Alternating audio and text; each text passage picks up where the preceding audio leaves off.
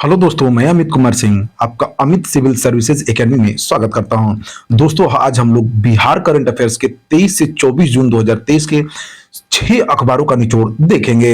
इसमें हम लोग राष्ट्रीय तथा अंतर्राष्ट्रीय खबरों को भी देखते हैं दोस्तों। तो ये बहुत ही इंपॉर्टेंट सेशन डेली मेरे चैनल पर आता है, तो मेरे चैनल से जुड़ जाइए दोस्तों। अगर आप बिहार के किसी भी एग्जाम में सफलता प्राप्त करना चाहते हैं, राष्ट्रीय तथा अंतर्राष्ट्रीय खबरों के साथ आप BPSC, Bihar SSC, Bihar teacher सभी की तैयारी कर सकते हैं। तो चलते हैं आज के पहले क्वेश्चन की तरफ।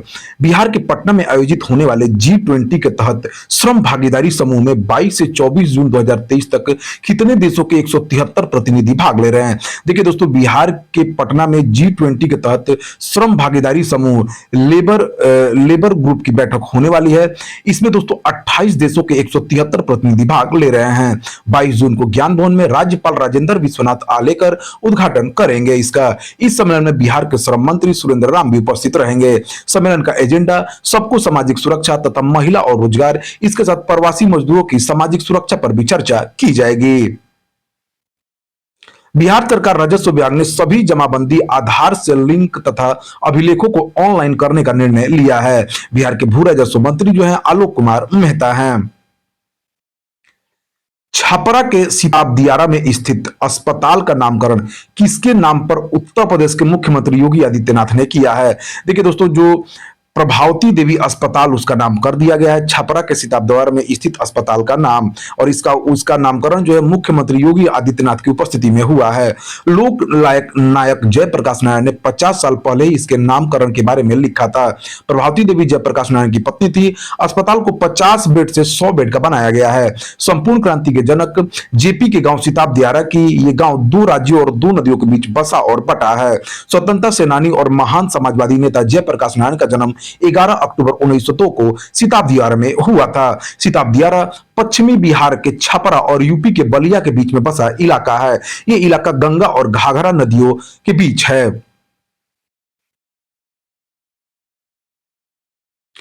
बिहार सरकार ने इलेक्ट्रिक गाड़ियों को बढ़ावा देने के लिए इलेक्ट्रिक गाड़ियों की खरीद पर रोड टैक्स पर कितनी छूट दे रही है?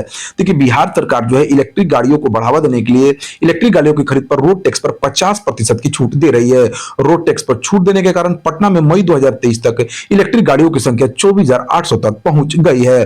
बिहार की परिवहन मंत्री शीला कुमारी है। भारत के परिवहन मंत्री नितिन गडकरी हैं।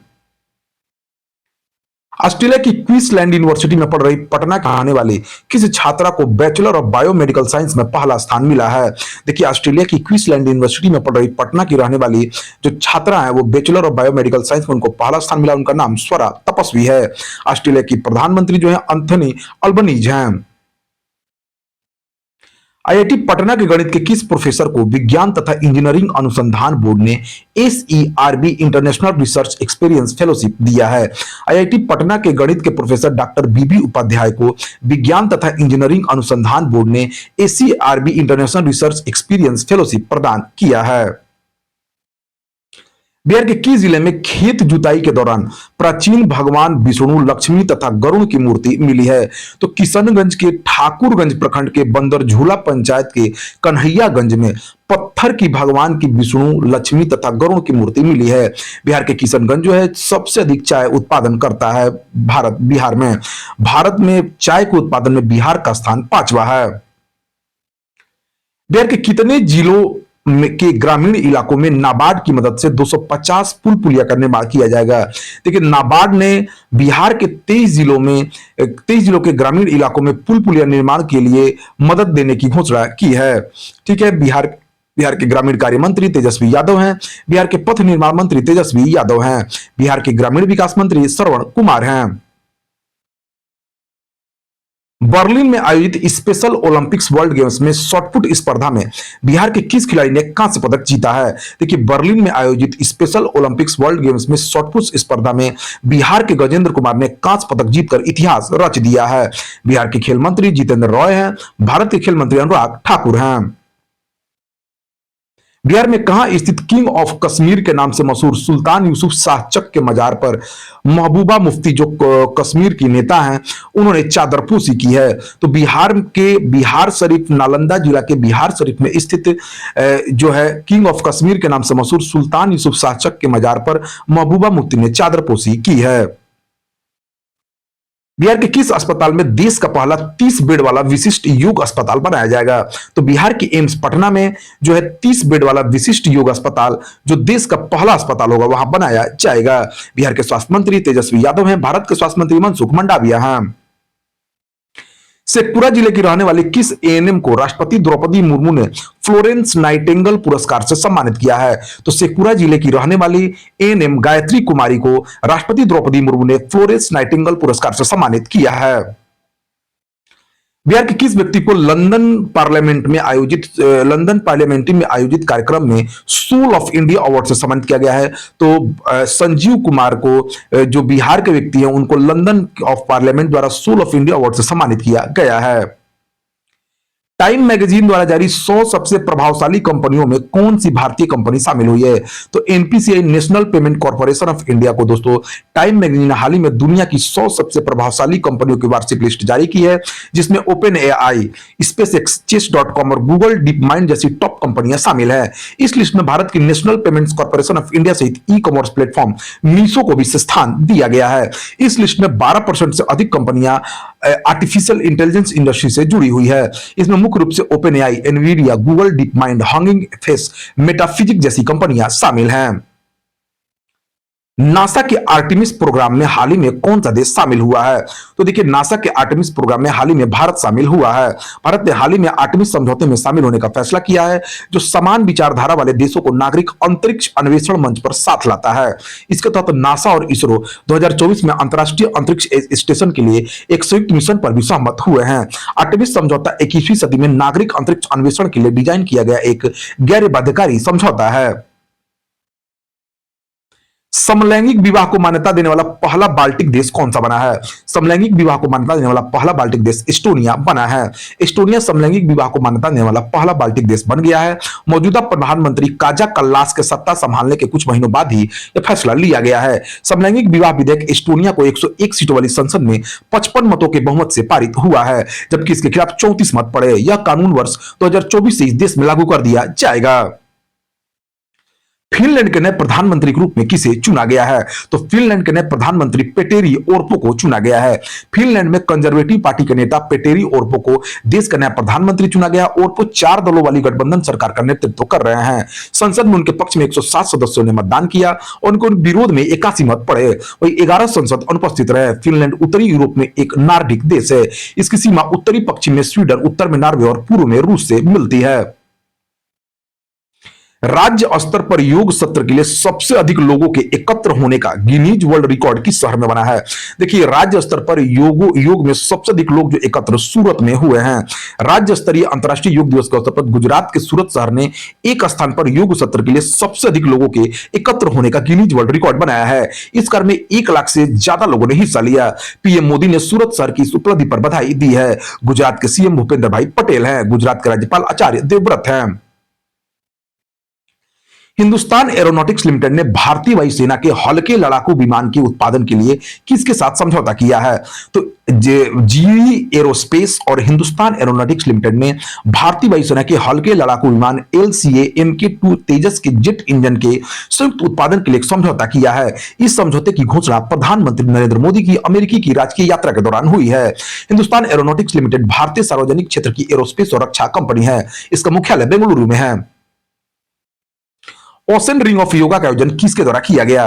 देखिए अंतर्राष्ट्रीय योग दिवस 2023 के अवसर पर इंडियन नेवी द्वारा ओशन रिंग ऑफ योगा का आयोजन किया गया है। आयुष मंत्रालय ने रक्षा मंत्रालय और अन्य मंत्रालयों के समन्वय में ओशन रिंग ऑफ योगा कार्यक्रम की योजना बनाई थी। भारत के प्रधानमंत्री नरेंद्र मोदी की पहल पर दिसंबर 2014 में संयुक्त राष्ट्र महासभा द्वारा 21 जून को अंतर्राष्ट्रीय योग दिवस के रूप में मान्यता दी गई थी।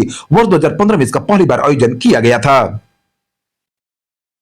अमेरिकी कांग्रेस के संयुक्त सत्र को 2 बार संबोधित करने वाले पहले भारतीय प्रधानमंत्री कौन बने हैं? अमेरिकी कांग्रेस के संयुक्त सत्र को 2 बार संबोधित करने वाले पहले भारतीय नरेंद्र मोदी बने हैं।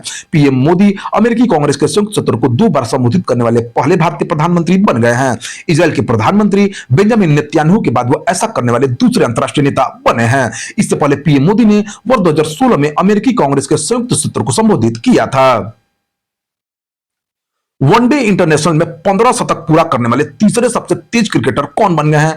तो वेस्टइंडीज के कप्तान Sai hope one day international cricket में 15 शतक पूरे करने वाले तीसरे सबसे तेज क्रिकेटर बन गए हैं। इस मामले में उन्होंने भारतीय क्रिकेटर विराट कोहली का रिकॉर्ड तोड़ दिया है। उन्होंने विश्व कप क्वालिफायर 2023 के मैच में नेपाल के खिलाफ अपना 15वां शतक पूरा किया। होप ने अपने 15 शतक 105 पारियों के दौरान पूरी किए, वही विराट कोहली ने 106 पारियों में अपने 15 वनडे शतक पूरे किए थे। किस राज्य की हॉकी टीम ने हॉकी इंडिया जूनियर पुरुष राष्ट्रीय चैंपियनशिप 2023 जीत ली है? तो देखिए दोस्तों, मध्य प्रदेश के मध्य प्रदेश ने बिरसा मुंडा हॉकी स्टेडियम में फाइनल में हॉकी चंडीगढ़ को हराकर 13वीं हॉकी इंडिया जूनियर पुरुष राष्ट्रीय चैंपियनशिप 2023 जीत ली है। वही हरियाणा की टीम ने प्रतियोगिता में तीसरा स्थान हासिल किया है। मध्य प्रदेश की ओर से श्रेयस धूपे, मोहम्मद कोनेंडाड और अली अहमद ने गोल किए हैं। मध्य प्रदेश के मुख्यमंत्री शिवराज सिंह चौहान ने मध्य प्रदेश के राज्यपाल मंगू पटेल हैं। फेस ऑथेंटिकेशन फीचर के साथ पीएम किसान मोबाइल ऐप को किसने लॉन्च किया है? तो हमारे देश के केंद्रीय कृषि मंत्री नरेंद्र सिंह तोमर ने फेस ऑथेंटिकेशन फीचर के साथ पीएम किसान मोबाइल लॉन्च किया है। इस सुविधा की मदद से कोई भी किसान दूर दराज घर बैठे भी आसानी से बिना ओटीपी या फिंगरप्रिंट के ही फेस स्कैनर ई-केवाईसी को पूरा कर सकता है। पीएम किसान दुनिया की सबसे बड़ी डीबीटी योजनाओं में से एक है। इसके तहत किसानों को 6,000 रुपए सालाना राशि 3 किस्तों में सीधे स्थानांतरित की जाती है।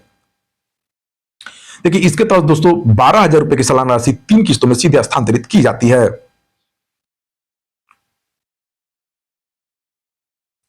अंतर्राष्ट्रीय ओलंपिक दिवस प्रतिवर्ष कब मनाया जाता है? देखिए दोस्तों, अंतर्राष्ट्रीय ओलंपिक दिवस प्रतिवर्ष जो है 23 जून को मनाया जाता है। अंतर्राष्ट्रीय ओलंपिक दिवस दुनिया भर में प्रतिवर्ष 23 जून को मनाया जाता है। यह दिवस अंतर्राष्ट्रीय ओलंपिक समिति की स्थापना के उपलक्ष्य में मनाया जाता है। इस दिवस को मनाने की शुरुआत 1948 में की गई थी।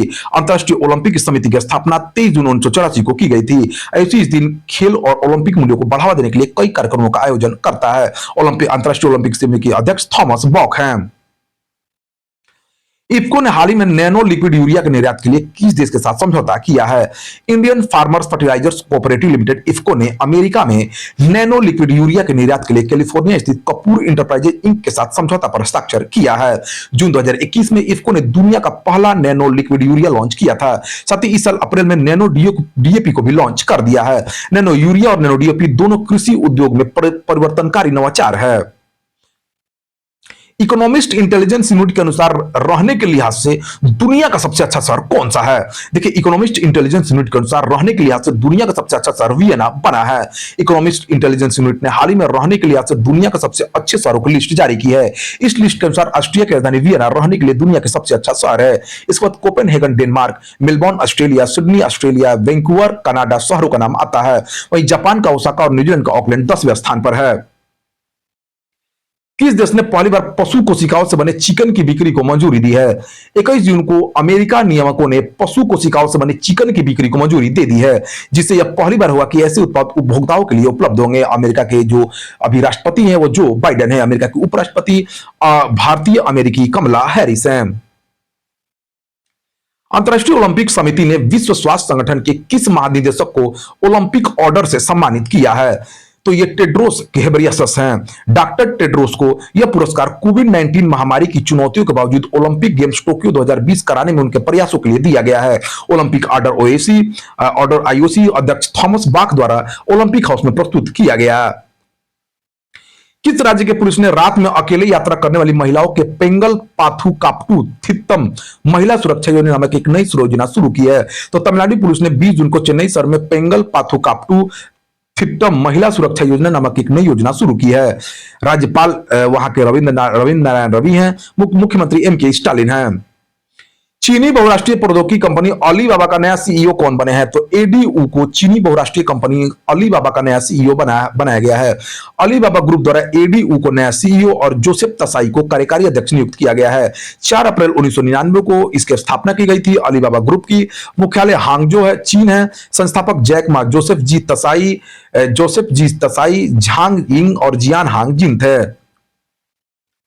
फिंच ने वित्त वर्ष 2024 के लिए भारत की जीडीपी का अनुमान 6% से बढ़ाकर कितना प्रतिशत कर दिया है? तो फिंच ने वित्त वर्ष 2024 के लिए भारत की जीडीपी का अनुमान 6% से बढ़ाकर 6.3% कर दिया है।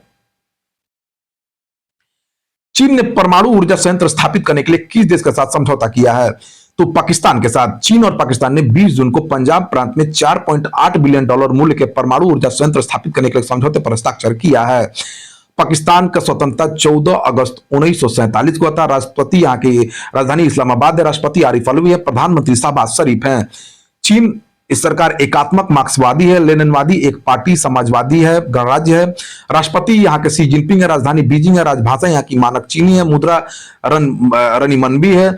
और चीन के जो प्रधानमंत्री वो ली कीयांग है। तो दोस्तों यह रहा 23-24 जून 2023 के सभी इंपॉर्टेंट करंट अफेयर्स। जो चैनल को डेली देखिए, सब्सक्राइब कर लीजिए। Thank you for watching my video.